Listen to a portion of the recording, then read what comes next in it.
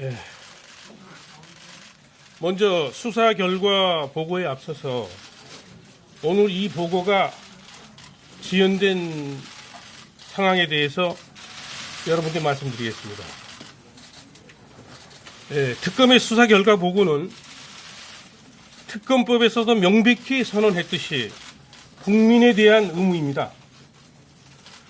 다만 수사 결과 보고가 며칠 늦어진 점에 대하여 말씀드린다면 여러분께서도 잘 아시다시피 특검의 수사기간 연장이 불투명한 상태에서 1차 수사기간 만료일인 하루 전에 불승인 결정이 되었습니다. 이에 따라 특검은 이재용, 최순실 등에 대한 기소 절차를 마무리하고 검찰에 이관해야 하는 기록의 제조 등 업무량이 과다하여 수사기간 만료일에 맞추어 수사 결과를 발표하는 것은 물리적으로 불가능하였습니다. 또한 수사 결과 발표 및 청와대와 국회 보고 준비를 위해서 그동안의 수사 결과를 정리하는 데 적지 않은 시간이 소요되어서 오늘 부득이 이렇게 발표하게 되었음을 말씀드립니다. 그러면은 여기 참여한 우리 특검 수사에 참여하신 간부들을 소개하겠습니다. 특검보 박충근 변호사, 특검보 이영복 변호사, 특검보 양재식 변호사, 특검보 이규철 변호사, 수석 파견검사 윤석열 검사, 수사지원단장 어박용 국장입니다.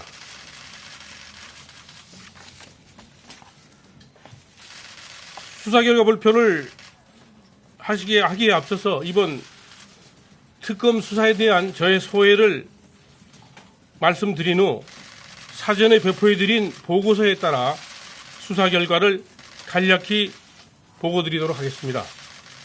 먼저 소회를 말씀드리겠습니다. 국민 여러분, 박근혜 정부 민간인에 의한 국정농단 의혹 사건을 수사한 특검은 지난달 28일로서 공식적인 수사 일정을 마무리 지었습니다. 국민 여러분의 성원과 격려에 힘입어 짧은 기간이지만 열과 성을 다한 하루하루였습니다.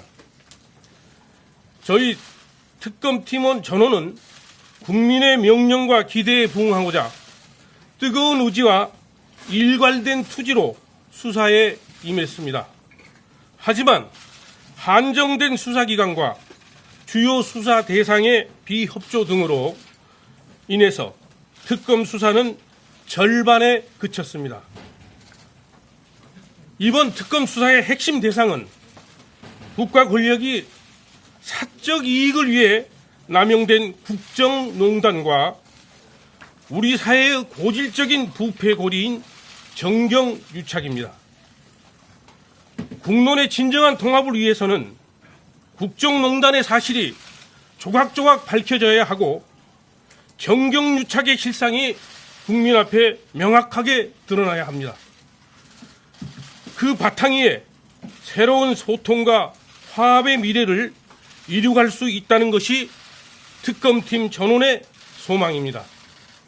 그러나 저희들은 아쉽게도 이 소망을 다 이루지 못했습니다. 다시 한번 국민 여러분께 죄송하다는 말씀을 올립니다. 국민 여러분, 이제 남은 국민적 기대와 소명을 검찰로 되돌리겠습니다. 검찰은 이미 이 사건에 관하여 많은 노하우와 결정적인 증거를 확보하고 있는 것으로 알고 있습니다. 이러한 검찰의 자료들이 특검 수사에 크게 도움이 되었습니다. 앞으로 검찰도 우리 특검이 추가로 수집한 수사 자료 등을 토대로 훌륭한 수사 성과를 낼 수 있을 것으로 기대합니다. 아울러 저희 특검도 체제를 정비하여 공소유지 과정을 통해 진실을 여러분께 증명하는 역할을 더욱 열심히 수행하겠습니다. 끝으로 수사기간 동안 국민 여러분께서 보내주신 뜨거운 지원과 격려에 진심으로 감사드립니다. 감사합니다.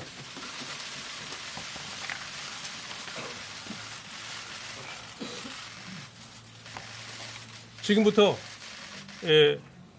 수사 결과를 말씀드리겠습니다. 발표 순서는 배포된 수사 결과서의 내용대로 제1장 특별검사 일반 현황부터 제5장 제도 개선 사항까지 순서대로 말씀드리겠습니다. 먼저 제1장 특별검사 일반 현황을 말씀드리겠습니다. 2016년 11월 22일 국정농단 의혹 사건 특별검사법이 공포되고 같은 해 12월 1일 특별검사가 임명되어 업무를 시작하였습니다. 특검 구성원들은 특별검사보 4명과 파견검사 20명 등 총 120여 명으로 조직은 크게 4개 수사팀과 대변인 수사지원단으로 구성하였고 특별검사보 3명과 수석 파견검사를 각 수사팀장에 1명의 특검보를 대변인에 각 배치하였습니다. 특검은 수사 준비 기간 중 검찰 수사기록 4본 5만 5천 페이지를 인계받아 조기에 기록 검토를 마치고 구체적인 수사 계획을 수립했고 2016년 12월 21일 현판식과 함께 보건복지부, 국민연금공단 등 15개소를 동시에 압수수색하는 것을 기점으로 특별검사의 수사가 개시되었습니다. 수사 기간 중 총 46회의 현장 압수수색, 컴퓨터 등 554대의 저장 매체와 364대의 모바일 포렌식 분석, 사건 관계인 조사 등 다양한 수사 활동을 전개하였습니다. 다음 제2장 주요 수사 사건 수사 결과를 말씀드리겠습니다. 먼저 삼성전자 이재용 부회장 뇌물 공여 등 사건입니다. 삼성그룹 부회장 이재용이 미래전략실 최지성 실장 등과 공모하여 자신의 경영권 승계 과정에서 도움을 받을 목적으로 회사 자금을 횡령하여 대통령과 최순실에게 뇌물을 공유하고 그 과정에서 외환거래법을 위반하여 회사 자금을 국외로 반출하였으며 그 범죄 수익의 발생 원인과 처분에 관한 사실을 위장하고 최순실은 대통령과 공모하여 이재용 등으로부터 뇌물을 수수한 사건입니다. 이재용 및 삼성 임원 3명을 뇌물 공여죄 등 관련 법규로 위반으로 기소하였고 최순실을 특정범죄 가중처벌 등에 관한 법률 뇌물 등의 혐의로 불구속 기소하였습니다. 다음 국민연금공단의 삼성물산 합병 관련 직권남용 및 배임 사건입니다. 이 사건은 문영표 복지부 장관이 청와대로부터 삼성물산과 제일모직의 합병을 성사시키라는 지시를 받고 직권을 남용하여 홍한선 국민연금공단 기금운영본부장에게 내부투자위원회에서 합병 찬성 결정을 하도록 지시하고 홍한선 본부장은 위 지시에 따라 투자위원회 위원들에게 합병에 찬성할 것을 지시하고 관련 자료를 조작하는 등의 방법으로 투자위원회에서 합병 찬성 결정을 하도록 하여 국민연금공단에 최소 1,388억 원 상당의 손해를 가한 사건으로 문영표를 직권남용 권리행사 방해죄 등으로 구속 기소하고 홍한선을 특정 경제범죄 가중처벌 등에 관한 법률 위반 배임으로 불구속 기소하였습니다. 다음 문학의 블랙리스트 사건입니다. 이 사건은 연간 약 2천억 원에 이르는 문화예술 분야의 보조금을 단지 정부 정책에 비판적이거나 견해를 달리한다는 이유만으로 해당 문화예술인이나 단체에 대하여 그 지원을 배제함으로써 예술의 자유의 본질적 영역인 창작의 자유와 문화적 다양성을 침해하고 또한 비협조적인 공무원에 대해서는 부당하게 인사조치한 사건으로 김기춘 전 비서실장, 조윤선 전 문체부 장관, 김종동 전 문체부 장관, 정관주 전 문체부 1차관, 신동철 전 정무비서관을 직권남용죄 등으로 구속 기소하고 김상률 전 교육문화수석비서관, 김소영 전 문화체육비서관을 같은 죄로 불구속 기소하였습니다. 다음 정유라의 입시 및 학사 비리 사건입니다. 정유라의 청당고 및 이화여대 입학, 청당고 및 이화여대 재학 중의 학사 관리 등에 있어서의 특혜 및 각 학교와 승마협회 등에 대한 외압을 행사하는 등 불법 편법에 관한 사건입니다. 이화여대 전 총장 최경희, 신산업융합대학장 김경숙 등 관련 교수 5명을 업무방해 혐의 등 혐의로 구속 기소하고 최순실 4명을 불구속 기소하고 정유라에 대해서는 체포영장을 발부받아 검찰에 이첩하였고 청당고 학사 비리와 관련하여 대한승마협회장 또는 서울특별시 승마협회장 명의의 허위 봉사활동 확인서 5부를 청당고에 제출하여 위계에 의한 공무집행을 방해하였다는 혐의로 최순실을 불구속 기소하였습니다. 다음 최순실 민관 인사 및 이권 개입 사건입니다. 이 사건은 최순실이 대통령에게 부탁하여 금융기관 인사에 개입하는 등 직권을 남용하고 미얀마 공적 원조 사업 이권 확보를 위해 미얀마 대사, 코이코 이사장 인선에 개입한 후 대통령 등의 영향력을 행사한 대가로 미얀마 관련 회사 지분을 취득한 사건으로 최순실을 특정범죄 가중처벌 등에 관한 법률 위반 알선수재, 직권남용 권리행사 방해죄로 불구속 기소하였습니다. 다음 비선 진료 및 특혜 의혹 사건입니다. 이 사건은 대통령의 공식 의료진이 아닌 자들이 대통령을 상대로 진료 행위를 하고 그들에게 각종 특혜가 제공되었다는 의혹을 규명하고 그 과정에서 대통령 비서실 비서관들에게 금품이 제공된 사실을 밝힌 사건입니다. 김영재의 처이자 의료기기 업체를 운영하는 박채윤을 뇌물공여죄로 구속 기소하고 안종범을 특정범죄 가중처벌 등에 관한 법률 위반 뇌물입니다. 로 불구속 기소하고 김영재, 김상만을 의료법 위반죄로 불구속 기소하고 전 대통령 장문의 정기양, 최순실 일가의 주치 인격인 이임순을 국회에서의 증언 감정 등에 관한 법률 위반죄로 각 불구속 기소하였습니다. 이 사건은 국가 안보와도 직결되는 대통령에 대한 공적 의료 체계가 붕괴된 대표적인 사례라 할 수 있겠습니다. 끝으로 청와대 행정관 차명폰 개통 사건입니다.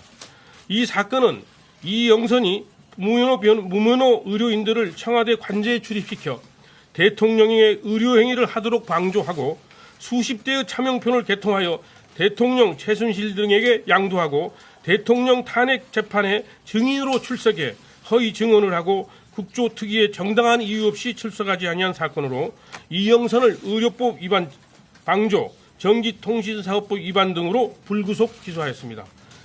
이 사건의 수사를 통해 대통령과 최순실이 서로 연락을 주고받은 차명폰 번호, 소위 핫라인이 확인되었습니다. 다음 제3장 의혹사항 조사 결과입니다. 먼저 최순실과 그 일가의 불법적 재산 형성 및 은닉 의혹 관련입니다. 특검법 제2조 12조에 근거하여 그동안 제기되었던 최순실 일가의 재산과 관련된 사항을 망라하여 약 총 28개 의혹사항으로 정리하고 조사에 착수하였습니다.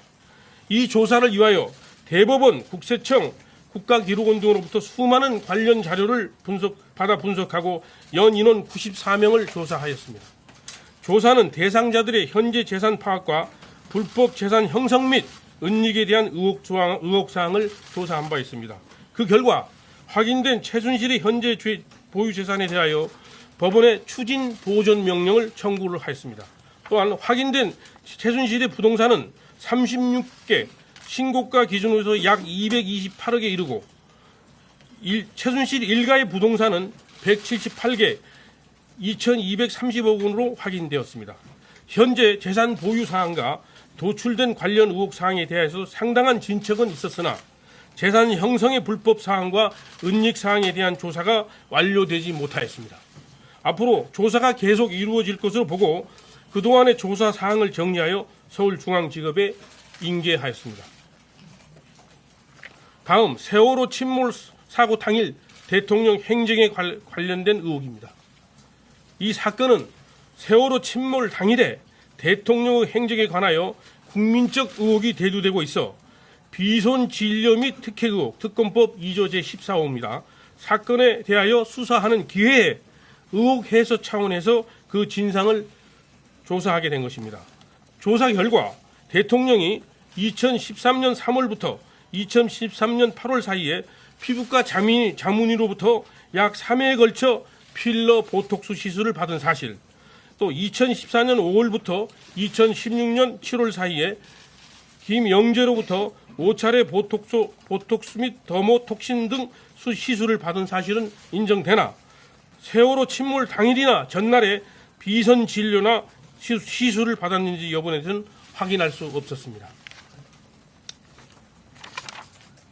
다음 제4장 검찰 이관 사건은 대통령 관련 뇌물수수 등 사건, 문화계 블랙리스트 사건, 우병우 전 민정수석 비위 사건 및 정유라 입시 및 학사 비리에 관한 사건인데 모두 검찰에 이관하였으므로 자세한 사항은 보도자료를 참조해 주시기 바랍니다. 끝으로 제5장 제도 개선 사항에 관하여는 특검 수사기관의 문제, 공소유지 지원 관련 문제, 군사시설 보호시설에 대한 압수수색 검증영장 집행 문제에 대한 제도 개선 사항으로 보도사항에 잘 기재하였기 때문에 이 보도자료를 참조했으면 합니다. 이상 국정농단 의혹 사건에 대한 수사를 간략히나마 마치도록 하겠습니다. 경청해 주셔서 감사합니다. 감사합니다.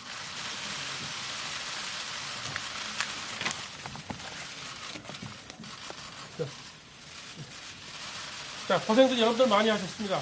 정말 그동안 도와주셔서 감사하고 저희들이 미력한 저희들에게 많은 힘이 됐습니다. 감사합니다.